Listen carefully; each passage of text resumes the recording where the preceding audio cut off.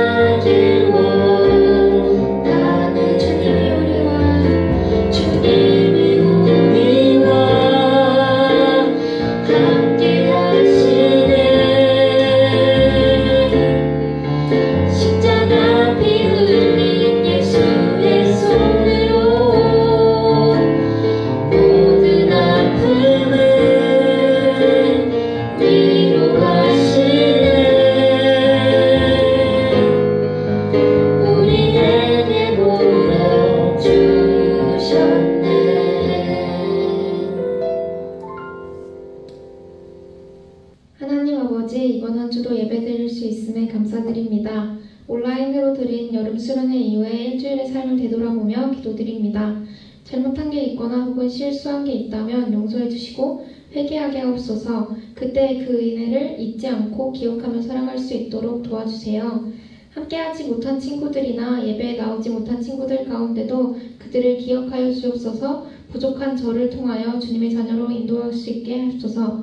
위대하신 예수 그리스도의 이름으로 기도드립니다. 아멘.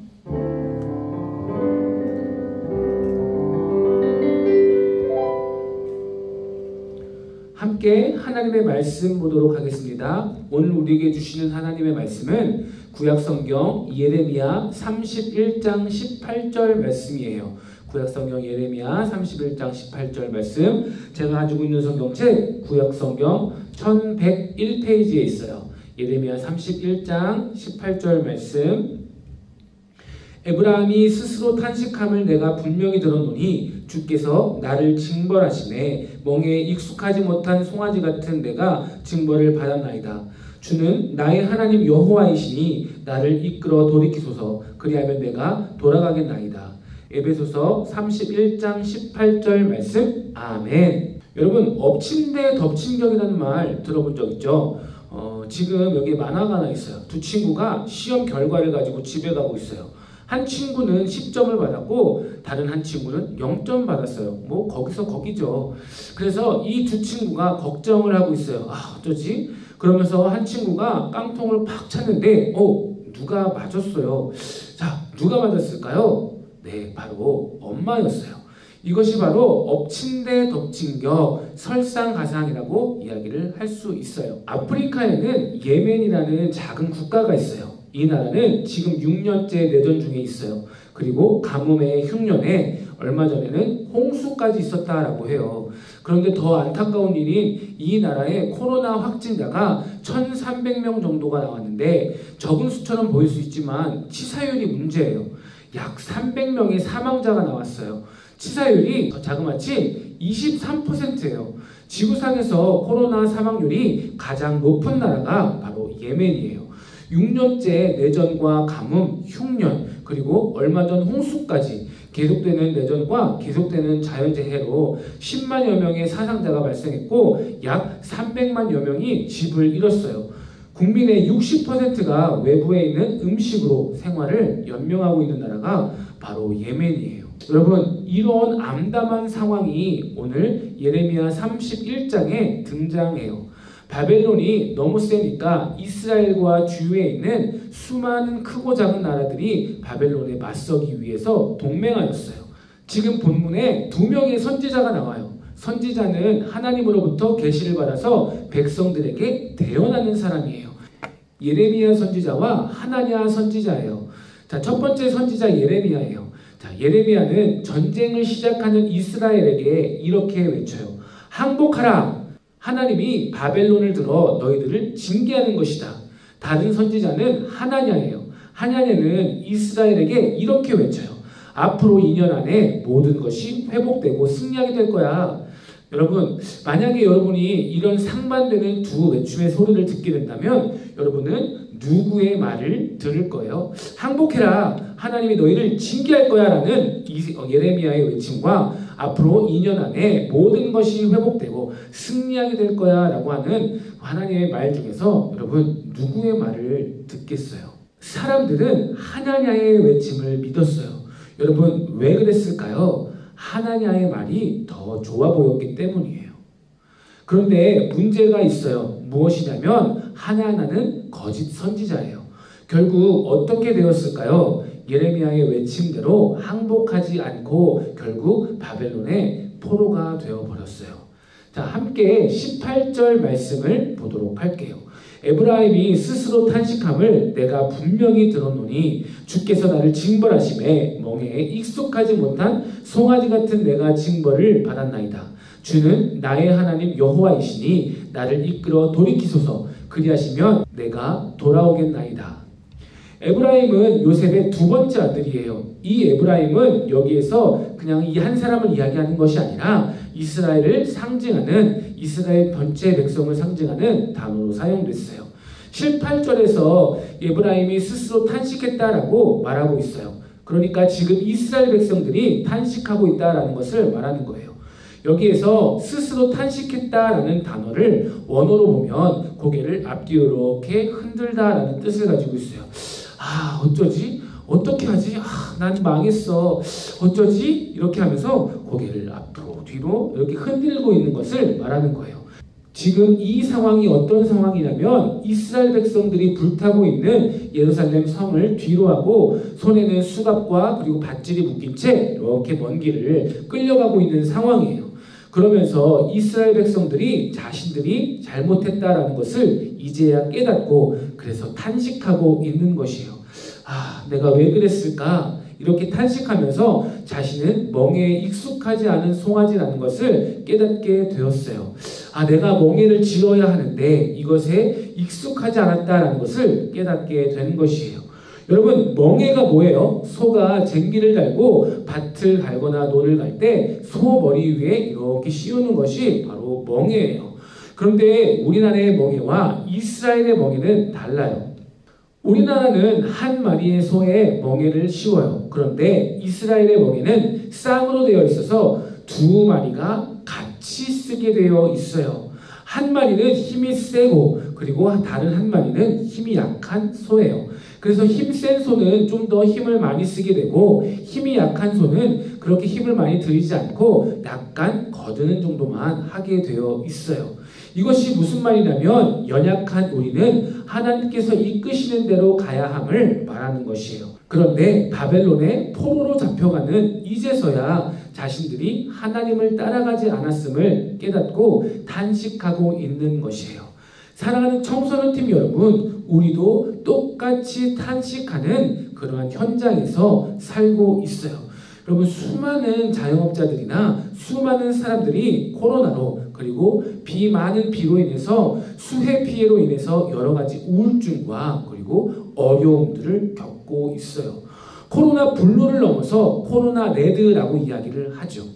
공부하는 여러분도 느낄지 모르겠지만 반년 이상 된 이 코로나라는 상황에서 공부하다 보니 아니 어쩌면 그 이전부터 영적으로 무너져 있다 보니 나도 모르게 여러분도 모르게 무기력해져 있다라고 하는 것이에요. 사랑하는 청소년팀 여러분, 이 에브라임의 고백처럼 우리 또한 멍에를 지지 않은 멍에에 익숙하지 않은 그러한 송아지인 것을 여러분 깨달을 수 있어야 해요. 그렇다면 우리는 어떻게 멍에를 지어야 할까요? 여러분, 이 멍에는 바로 십자가예요. 바로 이 예수님께서 제자들에게 이르시되 누구든지 나를 따라오려거든 자기를 부인하고 자기 십자가를 지고 나를 따를 것이니라. 세상적 가치나 경제적 가치로 보면 예수님을 따르는 것은 매우 어리석은 일처럼 보일 수 있어요. 예수님을 따르는 것에는 손해가 있어 보이고 힘들어 보여요. 교회를 가면 매주 헌금을 해야 해요. 거기에다 11조도 내야 되지. 또 뿐만 아니라 공부에 지쳐서 하루라도 그냥 늦잠 자고 싶고 쉬고 싶은데 아침 일찍 일어나서 교회에 와야 해요. 그런데 이제는 갑자기 또 전도사님이 스쿨 천치 운동도 하라라고 이야기를 하고 있죠. 교회에서 예배하는 것으로도 힘든데 이제는 학교에서도 예배를 하고 기도하자라고 이야기를 하고 있어요. 이스라엘 백성들이 자신을 뭐라고 표현해요? 멍에에 익숙하지 못한 송아지 같다라고 표현해요. 여러분, 멍에를 지는 것 누구나 익숙하지 않아요. 그리고 싫은 것이죠. 이 익숙하지 않음으로 인해서 우리는 몸부림치게 될 것이에요. 여러분은 이 예수 그리스도의 십자가를 지는 것에 익숙한가요? 여러분, 그 어느 누가 과연 십자가를 지는 것이 익숙하겠어요? 그러기에 우리도 몸부림을 칠 수밖에 없어요. 그런데 우리는 그 멍에를, 그 십자가를 왜 지어야 할까요? 십자가를 진다는 것은 어떤 의미가 있을까요? 멍에를 진다는 것은 어떤 의미일까요? 예수님 당시에 십자가를 지고 간다는 것은 어떤 의미였는지 여러분 기억해요? 여러분, 우리나라 최고의 형벌이 뭐예요? 사형이에요. 자, 당시 가장 최고의 형벌이 바로 십자가형이었어요. 이 십자가형이라는 것은 가장 극악무도한 사람이 처형할 때 사용하는 방식이었어요. 내가 십자가를 진다는 것은 내가 죄인 중에 죄인이라는 뜻이에요. 십자가를 지고 있다는 것은 나를 모르는 사람이 봐도 저 사람은 죄인 중에 죄인이구나 라는 것을 드러내는 것이에요. 요즘 교회에 다닌다고 하면 이상하게 쳐다보고 멀리해요. 여러분 버스 타거나 아니면 길에서 집사님, 전도사님, 목사님, 권사님, 장로님 이렇게 부르면 사람들이 이렇게 쳐다봐요. 죄인 취급을 받는 거예요. 마치 오늘 본문에서 말하고 있는 내용과 아주 비슷해요. 하나님의 교회가 이처럼 땅에 떨어져 사람들로 하여금 부끄럽게 여겨지고 있는 이 세상, 마치 하나님이 징계를 내리시는 것 같아요. 사랑하는 청소년팀 여러분, 하나님께서 자신의 백성들을, 자신의 자녀들을 징계하셔서 이들을 탄식하게 하는 하나님의 마음은 어떠하셨을까요? 오늘 본문 20절에 보면 이렇게 기록되어 있어요. 에브라임은 나의 사랑하는 아들, 기뻐하는 자식이 아니냐. 내가 그를 책망하여 말할 때마다 깊이 생각하노라. 그러므로 그를 위하여 내 창자가 들끓으니 내가 반드시 그를 불쌍히 여기리라. 여호와의 말씀이니라. 하나님의 말씀을 듣지도 않고 자기 귀에 듣기 좋은 소리나 듣고 따라가는 이들을 여전히 하나님은 나의 사랑하는 아들, 기뻐하는 자식이다 라고 말씀하세요.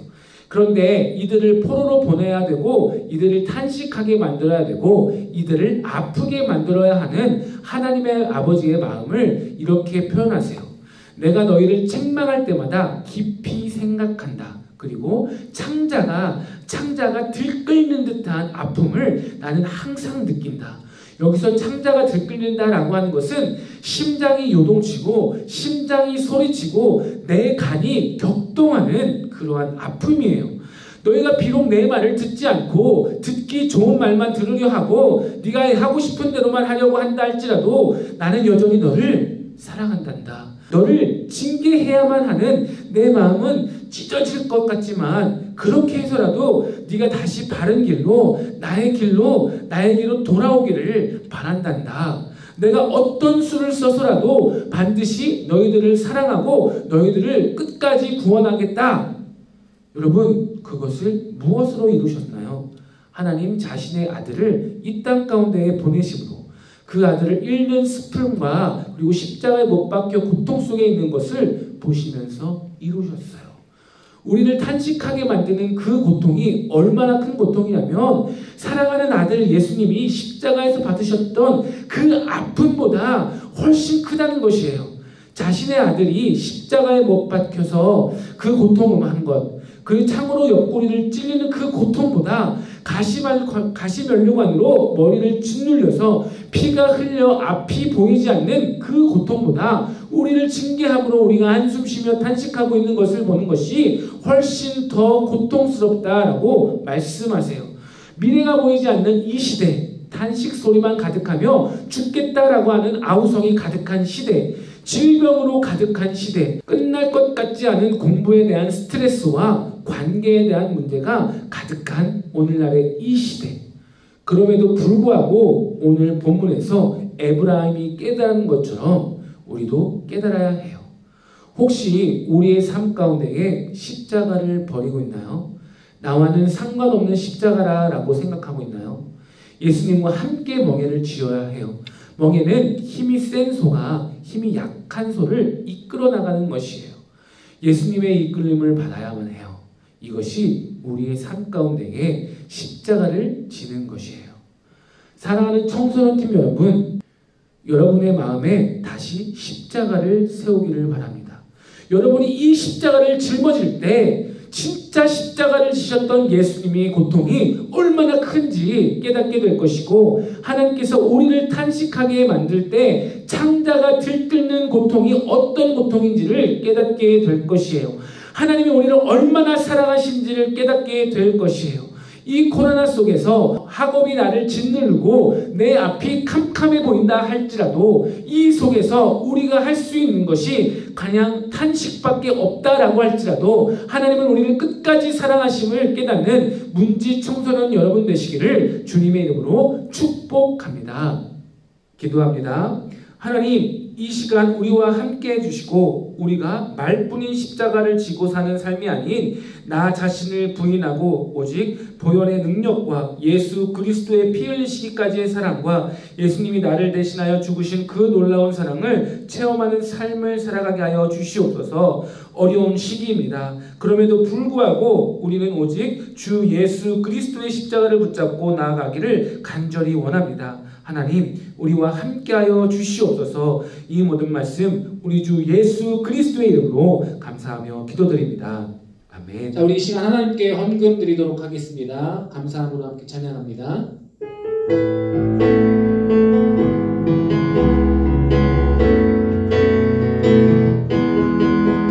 감사함으로 주를 높이며 그 은혜에 들어가서 찬송함으로 그 이름을 송축할지어다.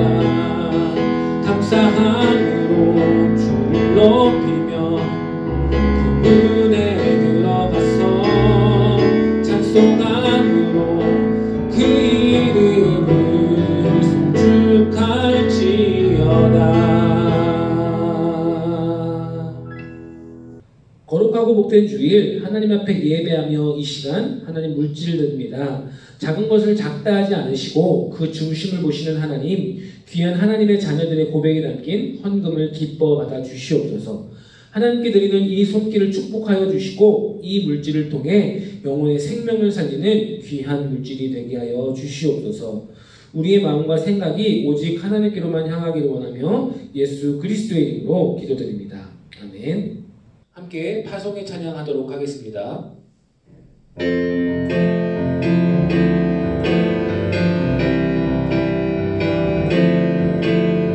성령이여 임하소서.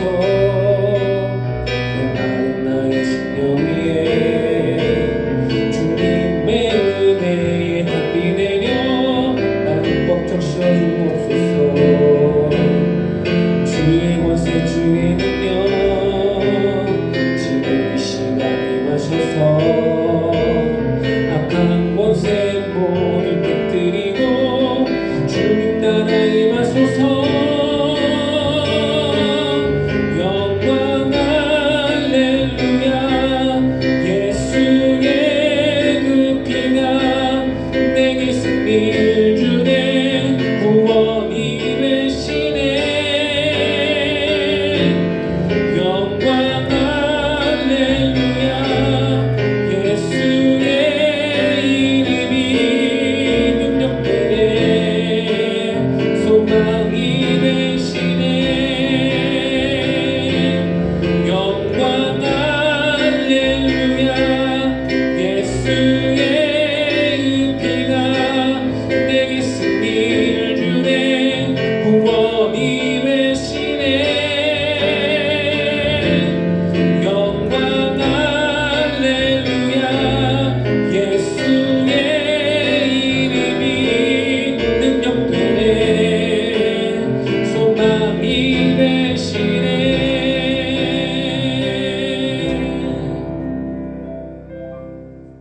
우리 함께 주기도문 하심으로 예배를 마치도록 하겠습니다. 하늘에 계신 우리 아버지, 아버지의 이름을 거룩하게 하시며 아버지의 나라가 오게 하시며 아버지의 뜻이 하늘에서와 같이 땅에서도 이루어지게 하소서. 오늘 우리에게 일용할 양식을 주시고 우리가 우리에게 잘못한 사람을 용서하여 준 것 같이 우리 죄를 용서하여 주시고 우리를 시험에 빠지지 않게 하시고 악에서 구하소서. 나라와 권능과 영광이 영원히 아버지의 것입니다. 아멘.